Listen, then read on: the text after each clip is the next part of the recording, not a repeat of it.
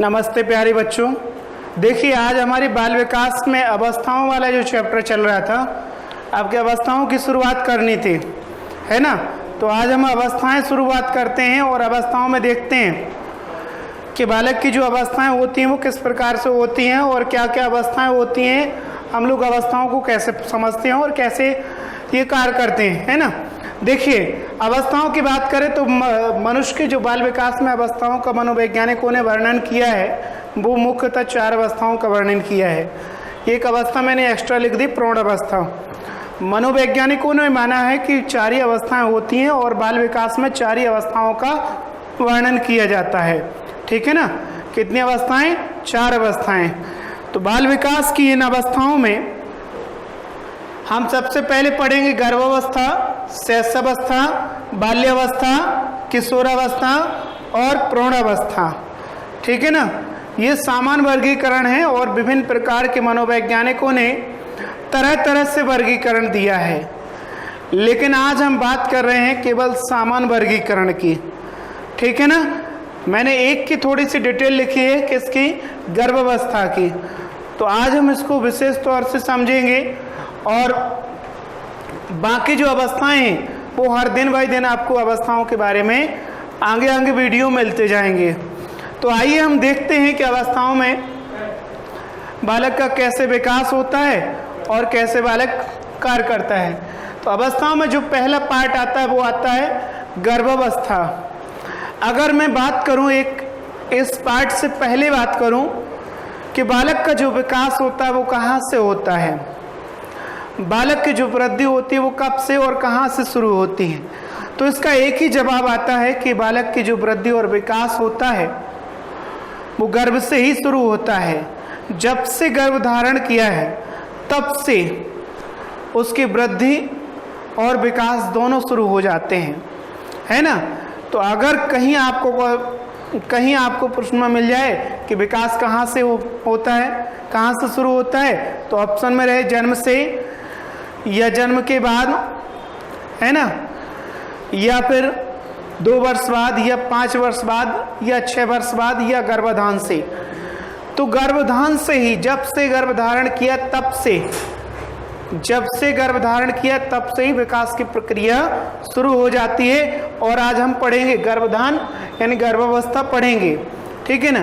तो आइए देखते हैं हम बच्चे की गर्भावस्था। देख लिए मैंने छोटा सा एक बच्चा भी बनाया है ना, छोटा सा बच्चा बनाया है। ये बच्चा किसके पेट में है? माँ के गर्भ में है। कहाँ पर है? देखिए माँ के गर्भ में है। कौन सा बच्चा? ये अभी बच्चा जो है वो माँ के गर्भ में है। चलिए देखिए थोड़ा सा और एक और बना देते हैं चित्र,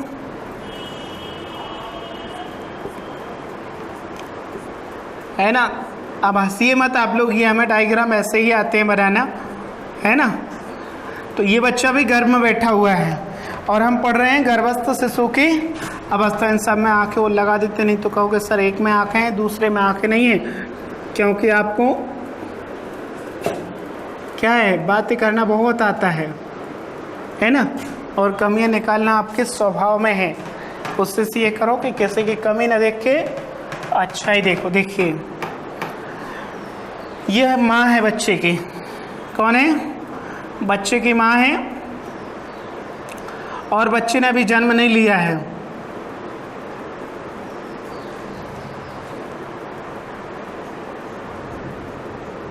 ठीक है ना। देखिए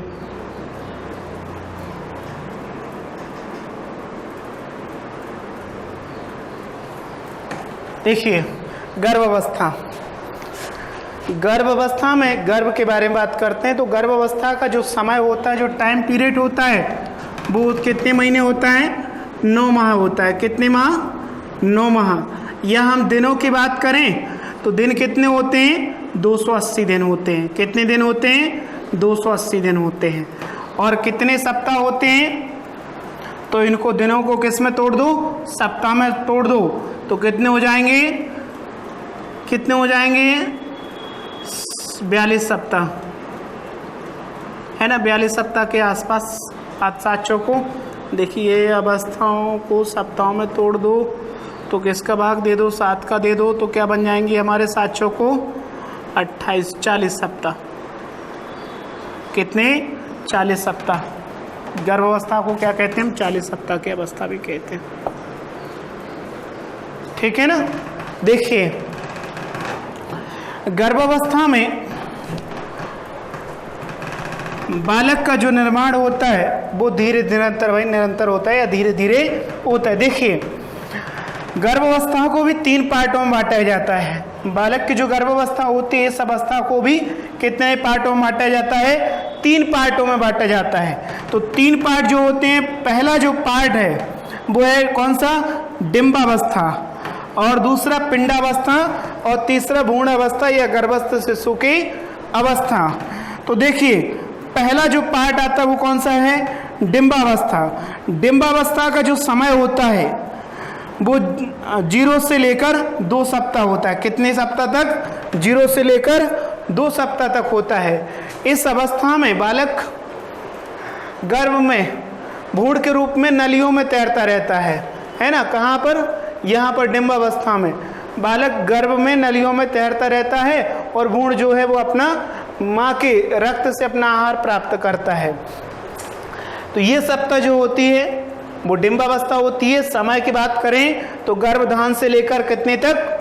2 सप्ताह तक इस अवस्था का टाइम रहता है ना। इसमें किसी नवीन अंग का निर्माण नहीं होता है, कोई भी नया अंग निर्माण नहीं होगा। केवल जो डिंब बना हुआ है वो माँ के रक्त से अपना आहार प्राप्त करेगा और छोटा डिंब धीरे धीरे बड़ा होता जाता है, इसलिए हम इसको डिंबावस्था कहते हैं। आगे देखिए आगे के जो पार्ट है वो कौन सा है? पिंडावस्था। पिंडावस्था यह 2 सप्ताह से लेकर 8 सप्ताह तक होती है। इसमें मानव के शरीर का विकास शुरू हो जाता है या शिशु के विकास की प्रक्रिया शुरू हो जाती है। इसको 3 पार्टों में बांटा गया है। कौन कौन से पार्ट होते हैं?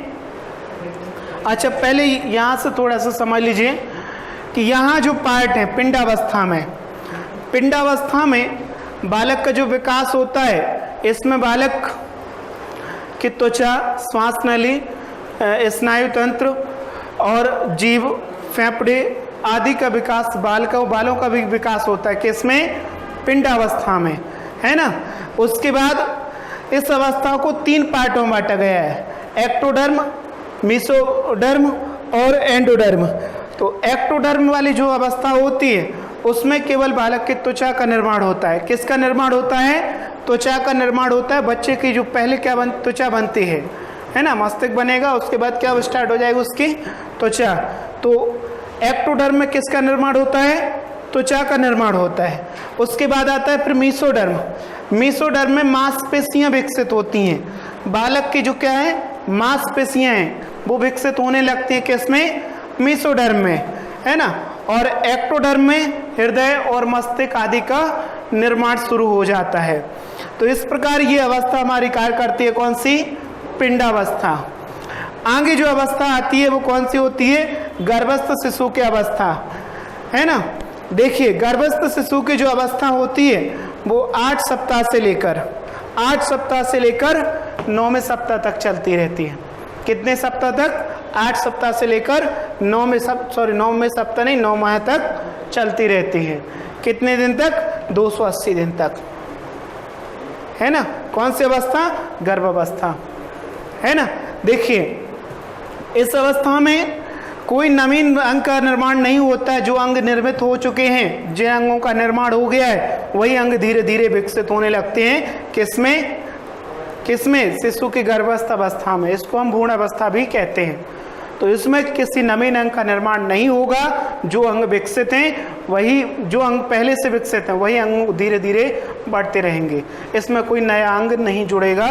कहने का भाव अर्थ ये है कि मानव शरीर की जो आकृति होती है वो पिंडावस्था में पूरी बनकर तैयार हो जाती है, और जो आकृति बनकर तैयार हो चुकी है उसका थोड़ा थोड़ा ऊपर बढ़ने लगती है, आकृति बढ़ने लगती है। किसमें? गर्भस्थ शिशु की अवस्था में। कोई नवीन पार्ट नहीं जुड़ेगा कि इसमें हाथ बन गया, कि पैर बन गया, कि पैपड़े बन गए, कि बाल आ गए। इस अवस्था में ऐसा कुछ नहीं होता। जो चीज़ यहाँ विकसित हो चुकी है वो उसी का यहाँ पर निर्माण होगा, यानी बढ़ने लगेगी, है ना। सारी चीज़ें कहाँ पर विकसित होंगी? पिंडावस्था में। तो अहम जो अवस्था है वो कहाँ है? पिंडावस्था। इसी में बालक की धड़कन शुरू हो जाती है ना। धड़क माँ को महसूस होने लगता है कि बच्चा गर्भ में स्थित है और बच्चे में वो हरकत हो रही है। कहाँ पर? पिंडावस्था में। ठीक है ना। आगे देखिए, तो ये अवस्थाएं बहुत अच्छे से याद रखना है। ये अवस्था गर्भावस्था कितने समय तक होती है? गर्भ से लेकर 9 माह तक। इसको 3 पार्टों में बांटा गया है, पिंड, डिंब और गर्भस्थ शिशु की अवस्था। डिंबावस्था में 0 से लेकर 2 सप्ताह तक, पिंडावस्था में 2 सप्ताह से लेकर 8 सप्ताह तक और गर्भस्थ शिशु की अवस्था में 8 सप्ताह से लेकर 9 माह तक। इसको 3 पार्टों में बांटा गया है, एक्टोडर्म, मेसोडर्म और एंडोडर्म, है ना। आगे देखिए अभी इसमें तो बताने को और बहुत कुछ है। देखिए अब इसकी विशेषताएं आएंगी। पहले मैं थोड़ा सा जो डायग्राम बताया आपको उसके बारे में बता देता हूँ, फिर बाकी और डिटेल में आपको अगली क्लास में बताऊंगा मैं। देखिए अगली कौन सी आती है? शैशव अवस्था। ये जन्म से लेकर 5 वर्ष तक होती है। कितने वर्ष तक होती है? जन्म से लेकर 5 वर्ष तक होती है। इसमें बालक जैसे जन्म लेता है तो पहले अपनी आंखों पर नियंत्रण करना सीखता है। मस्तिष्क की उसकी जो भी क्रियाएं होती हैं पहले मस्तिष्क पर कंट्रोल करना सीखता है, फिर हाथों पर, पैरों पर और धीरे धीरे शरीर पर कंट्रोल करना सीख जाता है। किसमें? शैशव अवस्था। जन्म से लेकर कितने वर्ष तक होती है? 5 वर्ष तक होती है। कौन सी? शैशव अवस्था। ठीक है ना। अगर हम इसको 2 पार्टों में तोड़ दें, शैश प्लस अवस्था, तो यहाँ पर एक संधि भी बन जाती है। कौन सी संधि? दीर्घ स्वर संधि बन जाती है। ठीक है ना। आप लोग धीरे धीरे सब पढ़ते जाइए, ऐसे ही डायग्राम और बहुत अच्छी क्लास में मिलेंगे आपको, है ना। और बहुत जल्दी हम लोग लाइव क्लास लेके आ रहे हैं और लाइव क्लास में आप अपने डाउट पूछ सकते हैं, कमेंट कर सकते हैं, जो भी परेशानी हो अपनी परेशानी आप बता सकते हैं। चलिए, तो इस अवस्था को क्रो एंड क्रो कहते हैं कि बालक की 20वीं शताब्दी की अवस्था है। कौन सी? शैशव अवस्था। क्रो एंड क्रो एक मनोवैज्ञानिक था, उसने ये कहा था कि बालक की जो शैशव अवस्था होती है वो 20वीं शताब्दी की अवस्था है। इसमें और भी मनोवैज्ञानिकों ने अपने अपने मत दिए, लेकिन जब हम इसको और डिटेल में पढ़ेंगे, अभी तो जो डायग्राम बना है मैं उसको समझा रहा हूँ। यहाँ पर देखिए मैंने चित्र भी बनाया है आपको। देखिए छोटा सा बच्चा शैशव अवस्था जन्म लिया। अगली आती है आपकी कौन सी? बाल्यावस्था। कौन सी अवस्था आती है? बाल्यावस्था आती है। बाल्यावस्था 5 वर्ष से लेकर 12 वर्ष तक होती है। कहाँ तक होती है? 5 वर्ष से लेकर 12 वर्ष। इस अवस्था में बालक का तर्क कम रहता है ना, लेकिन यहाँ तर्क की प्रक्रिया बढ़ जाती है। यहाँ पर जो बालक होगा वो केवल इतना ही सवाल करेगा, इतने ही प्रश्न पूछेगा कि ये क्या है, इसको क्या कहते हैं, इसे क्या कहते हैं, है ना। क्या, क्यों के क्वेश्चन क्या ज़्यादा करेगा किसमें? शैशव अवस्था में।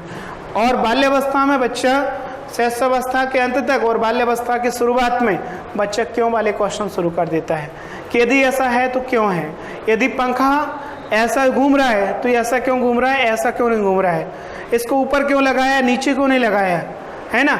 यदि इसको ऐसे सामने लगा दो तो कितनी अच्छी हवा देगा। ये जितने भी क्रॉस क्वेश्चन है वो कहाँ करने लगता है? बाल्यावस्था में। जबकि शैशव अवस्था में ऐसे प्रश्न नहीं करता है। आपसे बच्चा बस इतना ही पूछेगा कि ये क्या है तो आप तुरंत बता दोगे बेटा ये पंखा है, इससे हवा आती है, इससे ज़्यादा नहीं पूछेगा। लेकिन जैसे जैसे बालक बड़ा होता चला जाएगा तो इससे आगे क्वेश्चन करना शुरू कर देगा कि पंखा ऐसा क्यों घूमता है, आप इसको ऐसा क्यों नहीं घुमा सकते, ऐसे घूमने और ऐसे घूमने में क्या अंतर है, क्यों ऐसा घुमाते हम लोग इसको, ये पंखा ऐसा क्यों चलता है। तो बच्चों के जितने भी सवाल होते हैं उन सब के हमें जवाब देने पड़ते हैं, और यदि हम जवाब नहीं देते हैं तो ऐसे बच्चे बहुत ही खतरनाक प्रवृत्ति के बन जाते हैं। ये समझ लीजिए कि हम उनकी नॉलेज से खिलवाड़ कर रहे हैं। आगे चल के वो किसी भी सवाल का जवाब नहीं दे पाएंगे, ठीक है ना। तो बच्चे, वाटसन ने ये कहा था, वाटसन जो मनोवैज्ञानिक था उसने ये कहा था कि बच्चा कोरे कागज की तरह होता है, आप जो चाहो इसमें लिख सकते हो। बच्चे एक स्लेट की तरह है, इस पे आप जैसा चाहो वैसा लिख सकते हो। यदि आपने इस स्लेट को नहीं भरा तो बच्चा कोरा रह जाएगा और उसका दिमाग पूरी तरह विकसित नहीं होगा। इसलिए आपके घर परिवार में जो भी बच्चे आपसे सवाल करते हैं, जो भी क्वेश्चन करते हैं, उनके जवाब दीजिए, उन्हें डांटिए नहीं बिल्कुल भी। यदि हम डांटते हैं तो ये समझ लीजिए वो आपसे आगे चल के क्वेश्चन नहीं करेंगे और उनका मन मस्तिष्क खाली रह जाएगा। बच्चा कोई ऊपर से सीख के नहीं आता है, हमें ज़मीन पर ही सिखाना पड़ता है उसको सब कुछ। ठीक है ना, आगे देखिए। तो बाल्यावस्था में बालक का तर्क बढ़ेगा और इस अवस्था में बालक स्कूल शुरू कर देता है। स्कूल जाने की जो अवस्था होती है वो कौन सी होती है? बाल्यावस्था।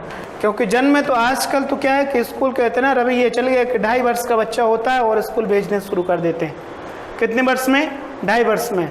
लेकिन मनोवैज्ञानिक इसको कहते हैं कि ये बच्चों के साथ खिलवाड़ कर रहे हैं, इतनी छोटी उम्र में बच्चा नहीं पढ़ सकता है।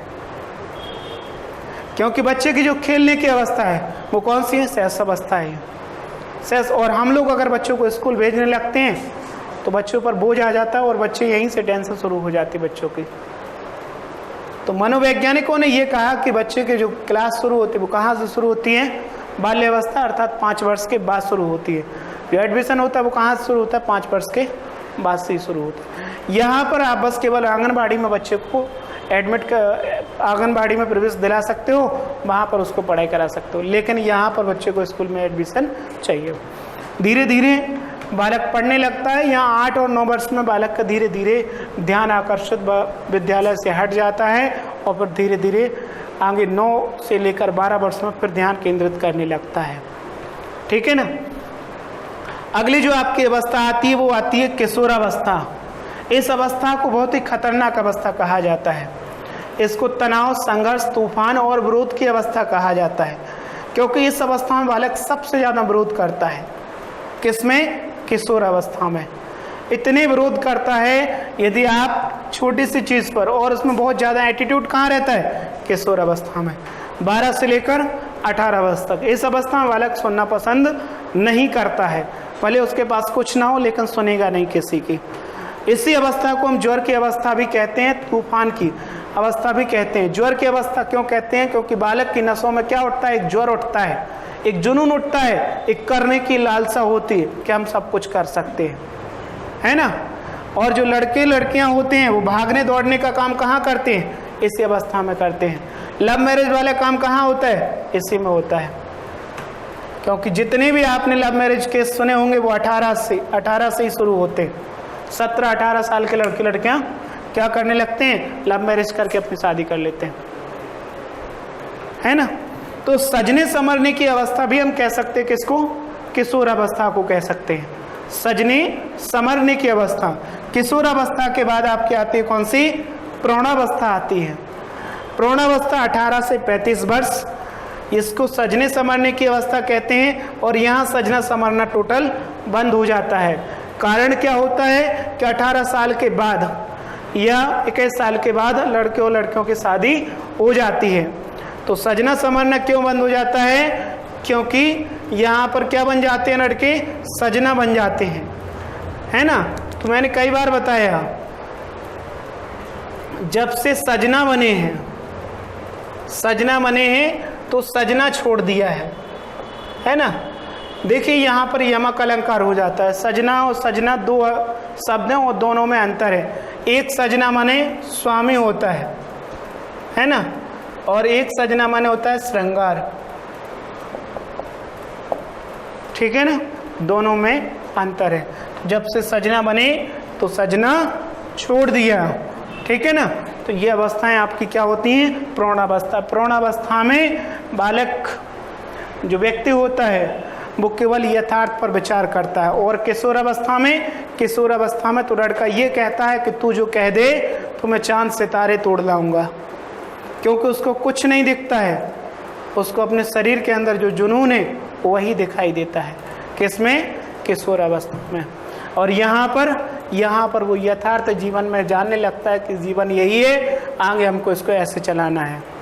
और यहाँ पर कल्पना जगत में बहुत ज़्यादा विरमण करता है, वो कल्पना में रहता है। वो कहता है नहीं, मैं कुछ भी कर सकता हूँ, जो मुझे करना है मैं कर सकता हूँ। ठीक है ना। अब हम लोग ये अवस्था अभी थोड़ा डिटेल में नहीं पढ़ा है, अब हम शुरुआत यहाँ से थोड़ा इसमें और बताएंगे शैशव अवस्था के बारे में, इसकी गर्भावस्था की विशेषताएं, शैशव अवस्था की विशेषताएं, मनोवैज्ञानिकों के नाम, इनकी परिभाषाएं, सब कुछ आपको यहीं बोर्ड मिलेगा। ठीक है ना। तो इस जो डायग्राम बनाए एक बार इसको ऐसे बना लीजिए और अच्छे से तैयार कर लेना, क्योंकि इस डायग्राम से ही सब कुछ समझ में आ जाएगा आपको। ठीक है ना। और आपके आगे क्लासें होती रहेंगी। तब तक के लिए फिर मिलते हैं। नमस्ते तब तक।